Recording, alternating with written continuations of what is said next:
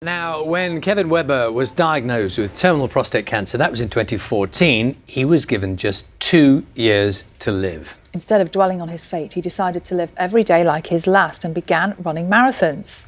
And 7 years on, we're very pleased to say Kevin is still here, and despite ongoing treatment, he is very much still running. He's written a book about his extraordinary achievements. Take a look at what he's done. Run for home, run as fast as I can.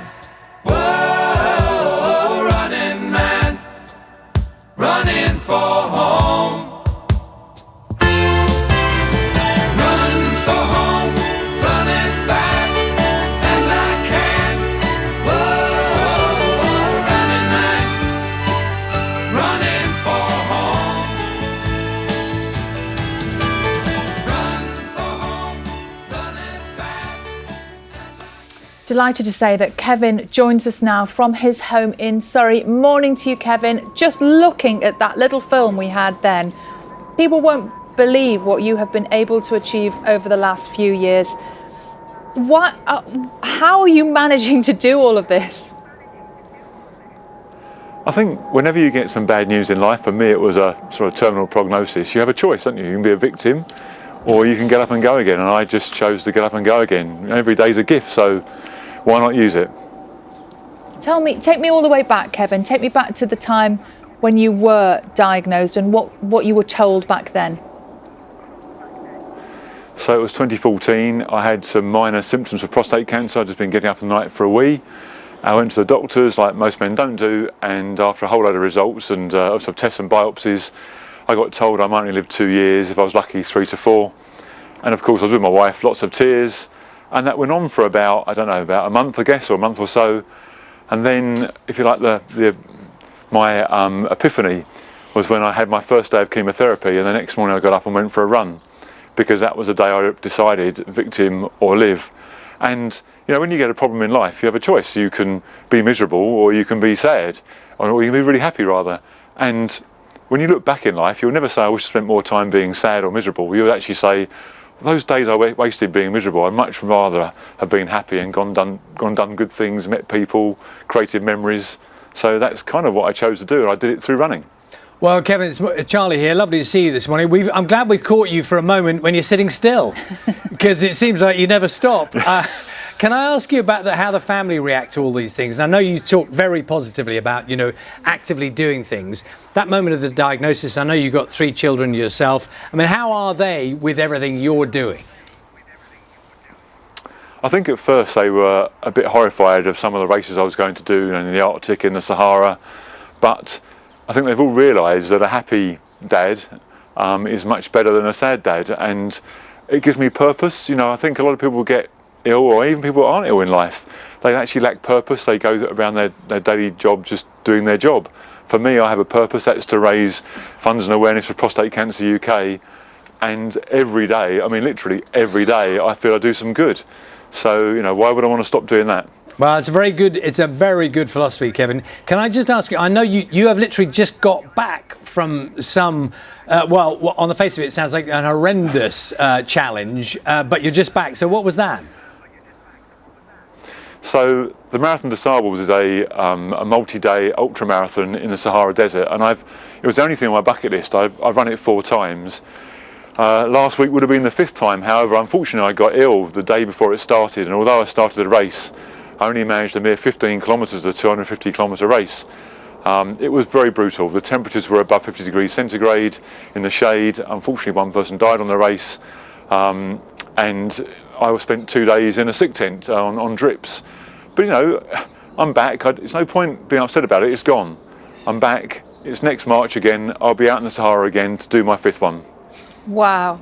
And Kevin, you talk about that horrendous experience over the last few days. What type of physical toll does running have on your body, considering that you're not well at the moment? Again, you have a choice. Every time I have an ache or pain, I can blame it on cancer, or I can just say it's about running. So I just kind of ignore it, because what's the alternative? Just giving up? And giving up is just not an option. I always say to people, if mentally you're tough enough, you can do anything.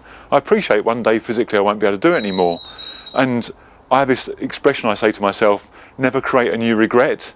So today, if I'm doing something, I don't ever want to regret it in the future. So if I could have gone for a run and didn't, then I might regret that on the day when I can't go for a run anymore. So just go for a run. And that, for me, that's running, but for other people, it's whatever they want to do. You know, it's seeing family, friends, it's learning to play the guitar. You know, whatever you want to do, just do it. Don't wait until you get some rubbish diagnosis for you to realise that life is now. You know, one of my pet hates are bucket lists. If you want a tattoo, what are you waiting for? Don't wait until you're ill to have a tattoo. Just go out today and get it done. You know. Have you got one? I have indeed, yes. Oh, yeah, it's actually the Marathon des Sables, funny enough. Oh, dare I ask where it is? But maybe we don't want to talk about that. Oh no, it's not. It's on my calf. It's yeah, it's fine. It's just yeah, it's something I'd always wanted. I said if I ever did the race, I'd have that tattoo. I did the race, so I had the tattoo.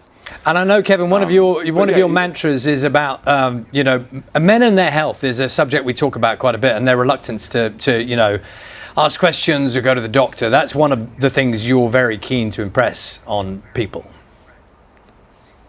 Absolutely. You know, I was very unlucky. On diagnosis of my prostate cancer, it was already terminal. But most men, 82% of men in fact, if they go to a doctor for symptoms, they'll be cured. You know, 1 in 8 men get prostate cancer in the UK. A man dies every 45 minutes. If your dad or brother or uncle's had it, you increase your life, it increases the chances. And if you're black, it increases the chances. So why would you not want to go to the doctors and be cured rather than hang around for another year and then find out you're going to die? Kevin, you talked about next March going back to the Sahara. What is your next challenge before then? So I'm currently toying with going to Costa Rica. There's a race called the Costa Rica Coastal Challenge. Never done it before. It's pretty tough. It's a bit of jungle, bit of beach. And yeah, looking forward to that. I did a race in the jungle before and got jumped on by a black cobra, so I'm not looking forward to that kind of experience again. But the jungle is an amazing place. Yeah, I was doing a race in a tiny island country called Sao Tome, and I went around a bend, and I thought a tyre had dropped in front of me, but actually it was a black cobra who was trying to escape from me, hearing me come, and it slid down the bank by mistake, and it just sort of, you know, reared its head in front of me, and I had to sort of scoot around the edge of it. There's much more of that story in my book, funny enough, but the book's all about that sort of thing, taking on challenges and not being scared, or not letting being scared stop you, because I'm scared often. You know, I'm scared about lots of things, but it should never stop you. You should never be paralysed by a few fears. I like the way, Kevin, you brought us back to the book at the end of it. So congratulations, a very positive message you have. Thanks for chatting to us today. Indeed. There we go. Kevin's book is called Dead Man Running. Lovely to catch up with you. Thank you. I love that philosophy. You can be miserable or you can be positive. Let's be positive. Yeah. Shall we?